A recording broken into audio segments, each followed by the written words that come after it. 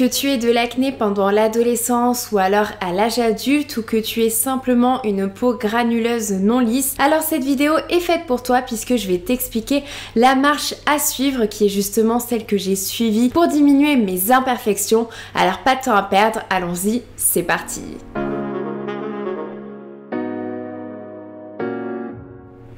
Hey, salut à toi et bienvenue dans cette nouvelle vidéo. Si tu ne me connais pas, je suis Bérangère, ingénieure chimiste spécialisée en cosmétique, donc je vulgarise la science des cosmétiques pour t'aider à te trouver une routine beauté efficace et adaptée à tes problématiques. Et tu peux également me retrouver sur Instagram et désormais sur TikTok.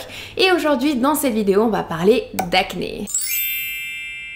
La complexité de l'acné et le pourquoi il n'existe pas un seul traitement aujourd'hui qui fonctionne sur tout le monde, c'est que c'est une maladie multifactorielle. Mais même s'il y a plusieurs causes qui peuvent engendrer de l'acné, il y a quand même de nombreuses données dans la littérature scientifique qui indiquent que c'est dû à un excès de sébum puisque celui-ci va obstruer les pores de la peau et engendrer des imperfections. Et la production de sébum, elle est régulée par les hormones. D'ailleurs, le terme acné hormonal est un terme qui revient souvent notamment pour désigner l'acné de la femme à l'âge adulte qui est principalement localisé sur le bas du visage. Mais il faut bien comprendre que l'acné, peu importe que ce soit chez les adolescents ou alors chez des adultes, c'est généralement toujours une question d'hormones. En réalité, le terme acné hormonal n'est pas un terme que l'on retrouve dans le domaine médical, c'est uniquement un terme qui est utilisé dans les magazines, dans les journaux, etc. Et ce sont notamment les hormones androgènes, donc les hormones mâles comme la testostérone qui intensifie la production de sébum et à l'inverse les oestrogènes, donc les hormones femelles, ont plutôt tendance à diminuer cela. Ce qui fait que l'activité des glandes sébacées, qui sont les glandes produisant le sébum, dépend notamment du rapport androgène œstrogène. Et le sébum n'est pas le seul coupable puisqu'en fait il permet aussi aux bactéries de se développer. C'est-à-dire que le sébum premièrement obstrue les pores de la peau et engendre des imperfections, mais il fournit également un lieu de développement aux bactéries et notamment la bactérie C. acnes qui prolifère lorsqu'on a une production de sébum plus élevée et qui joue également un rôle dans les imperfections. Alors il faut savoir que la bactérie C. acnes elle est présente sur tout le monde. Le problème c'est lorsqu'elle est présente en surnombre, là ça devient un acteur clé dans le développement de l'acné. Donc l'acné c'est en réalité souvent une combinaison d'hormones et de bactéries. Par exemple, je n'ai personnellement pas une peau très grasse, j'ai plutôt une peau normale à tendance plus grasse en été et plus sèche en hiver, mais j'ai bel et bien une peau à tendance acnéique et j'ai notamment réalisé le test de mon microbiome grâce à la marque Galinée, ce qui a clairement bien montré que j'ai beaucoup plus de C. acnes que la normale, ce qui peut expliquer pourquoi j'ai des imperfections. Comme je le disais, il y a également d'autres facteurs qui peuvent entrer en jeu dans le cadre de l'acné, comme par exemple la génétique. Désolée, la génétique influence effectivement la taille et l'activité des glandes sébacées par exemple. Il y a aussi le stress, il y a également l'environnement extérieur, puisqu'on peut développer beaucoup plus d'imperfections dans un milieu chaud et humide. Il y a aussi l'alimentation qui joue un rôle, même si attention, c'est surtout un facteur aggravant, c'est rarement la cause principale. Et pour finir, on peut encore citer certains médicaments ou alors tout simplement la santé de notre intestin.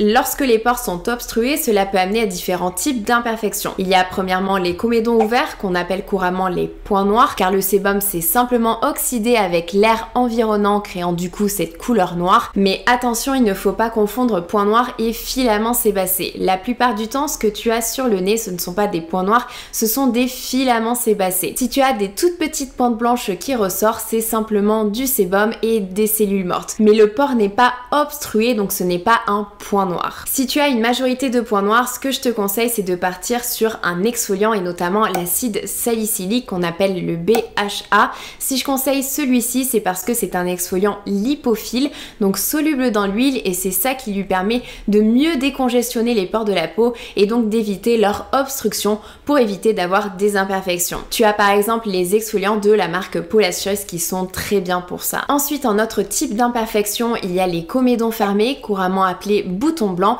et ensuite il y a les inflammations liées notamment à la bactérie C. acnes qui crée des papules et des pustules.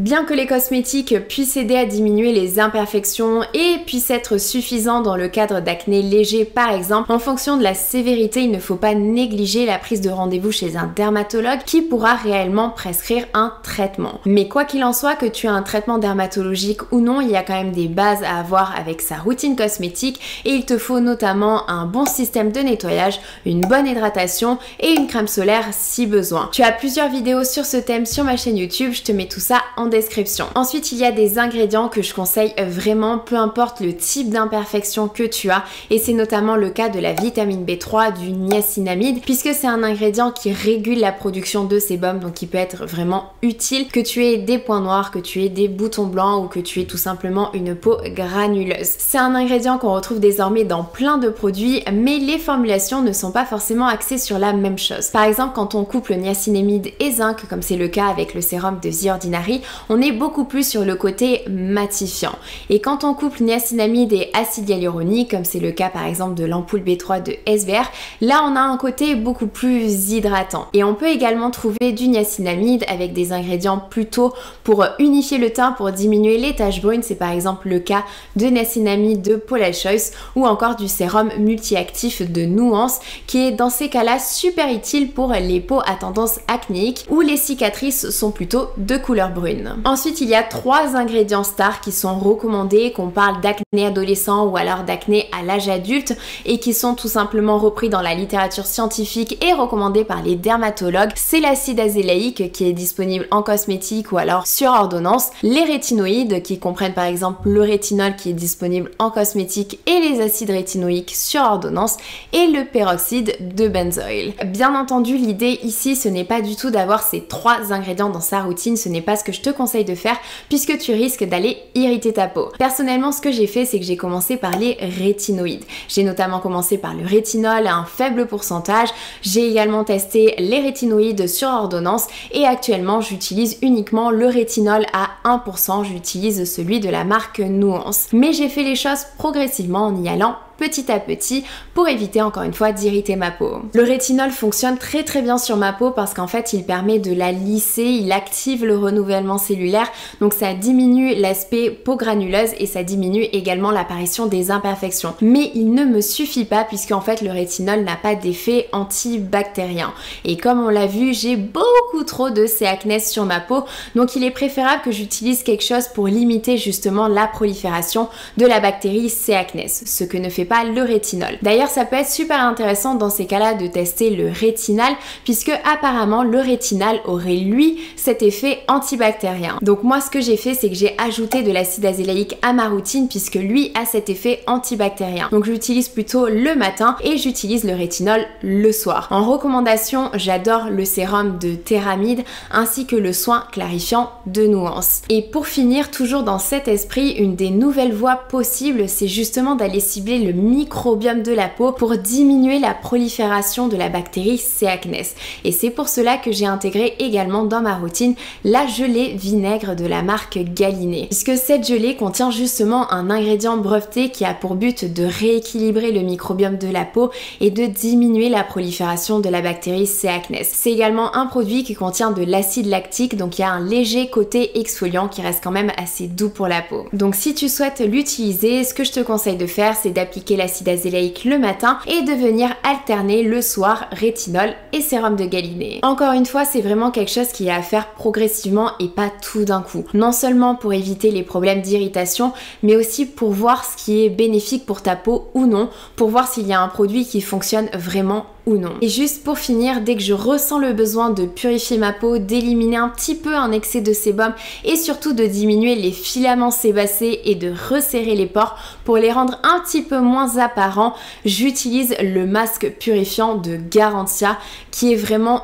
incroyable. Et pourtant je ne suis pas une grande utilisatrice de ce genre de masque, mais celui-ci il fonctionne vraiment pour purifier, pour resserrer les pores et en plus une fois appliqué il y a de fines bulles qui se forment progressivement sur la peau en pétillant, donc ça rend le produit un petit peu plus ludique et le résultat il est vraiment bluffant, la peau a beaucoup plus d'éclat et les pores sont resserrés. Cette routine fonctionne plutôt bien sur moi en ce moment puisque j'arrive à contrôler mes imperfections, donc j'espère vraiment que ça va t'aider également. facilement. Par contre, attention, bien évidemment, j'ai toujours des boutons de temps à autre, notamment en fonction de mon stress, en fonction de mon environnement, en fonction de mon alimentation. Comme je l'ai dit, il y a plein de facteurs qui entrent en jeu. Donc si tu cherches des produits plutôt à appliquer en localisé pour faire partir un bouton plus rapidement et en évitant de le percer, je te conseille justement d'aller voir ma vidéo à ce sujet où je te donne toutes mes astuces. Si tu as des questions, surtout n'hésite pas à les poser en commentaire. Je te fais de gros bisous, prends soin de toi, ciao.